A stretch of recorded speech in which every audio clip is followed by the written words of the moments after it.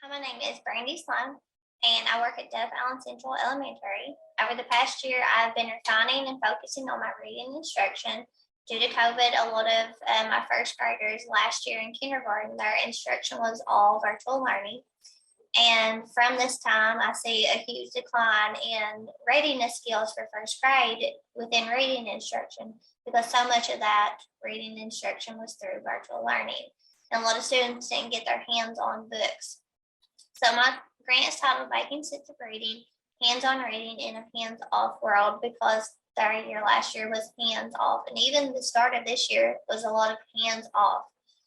So when my students came into first grade, and I kind of suspected this, when they came in, a lot of them didn't have concepts of print. When I handed them a book, a lot of them had trouble figuring out how to hold it, how to turn the pages. And when I remember my first week of teaching reading, when I pulled my students to a small group table to, read decodables, they would look at a word. And for instance, if the word was can, they didn't know to blend or produce sounds. They would go CAN. So that told me from the beginning that my students were at an identifying letters level of instruction, that they didn't get the practice of producing the sounds and blending words, which normally that is the second half of kindergarten, and you come into first grade being able to read those words, and that my students were not. So that just tells you the significant impact that COVID had on reading instruction for kindergartners. So because of this, my students did not love reading. And it's taken until now in April for them to really start to feel a little bit of confidence and an initiative and a motivation to even want to read. So what I did was for my grant was I wanted more manipulatives. It was obviously clear that my students had very little time spent touching books. And so I wanted to build manipulatives and have phonemic awareness, spelling, word decoding, because phonics was my biggest area of concern. My students, for the most part, could listen to a story and comprehend and apply, questions and different skills with that if the story was read to them. But reading it on their own, well, I told you they were at an identifying letters level of instruction. So hopefully with this research of what manipulatives can do in the classroom, I was hoping that it could improve the phonics that my students were displaying. So I was kind of, when I was starting this grant, I was looking at math instruction. You use a high level of manipulatives, concrete examples, and you have technology integration. With reading, it typically is more paper focused, and you don't use as many manipulatives. And so I was hoping to bring reading to life with using manipulatives. So there's those learning gaps again from COVID. I've made those clear that was a huge concern for me starting this school year, and I suspected that as I was writing this grant. I thought that if my project was successful, then my students' love for reading will increase. Reading math scores will increase, and their fluency, their oral fluency, the rate at which they read would increase as well. So my plan of action was to get those manipulatives. I started by placing them into bags, but now, they kind of just keep them in their desk, or we have them in a bucket as COVID numbers have calmed down. And then I ordered a few STEM items just to bring certain stories into life. So those are the items that I ordered.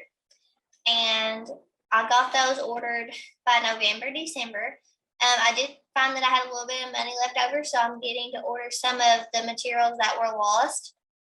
Having first graders, they lose materials a lot, and I've had time to analyze my project. So I'm evaluating my project by comparing reading instruction, by comparing scores from the beginning of the year to the end, and comparing those lessons that use manipulatives to those who didn't.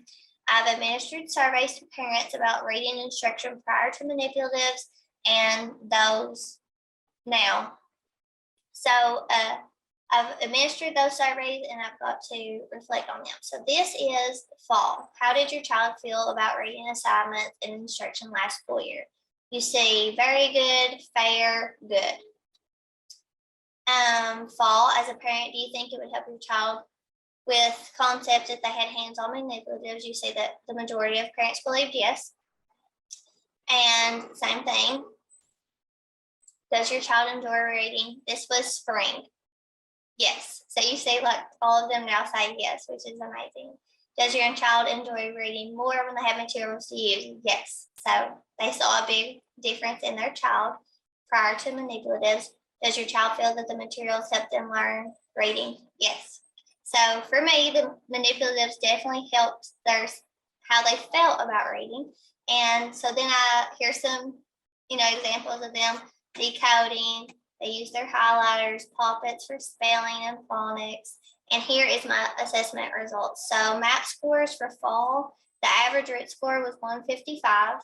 Spring, the average RIT score was 165. Now, if you know RIT scores when it comes to primary, especially first grade for MAP testing, you'll probably say that these numbers are not very good, and you would be right. But for me, I knew what I started the school year with, and I knew what I had to work with and what I had to overcome. So to raise that average RIT score 15 points, I'm very happy and satisfied with that. I would like to get the average attendance this year because I feel like that played a huge factor in raising that RIT score. I feel like it could have been even higher if our attendance was better. Here's prior to materials. I looked at the STAR scores just as a backup. Fall, the average grade equivalent on the STAR, this is the Renaissance Learning, was a 0.3. That's a kindergarten third month reading level. And the STAR scores now in the spring, the average grade equivalent is a 1.2, which is like the first grade, second month. So you see, we're still not where we need to be, but that's a huge, huge growth. So students enjoyed reading more with hands-on materials. Materials led to an increase in lesson engagement, and students or parents are more confident in reading instruction with hands-on materials. Our RIT score raised by over 10 points, and I thought this was a great project, and I hope to get to continue it. Thank you so much to KBEC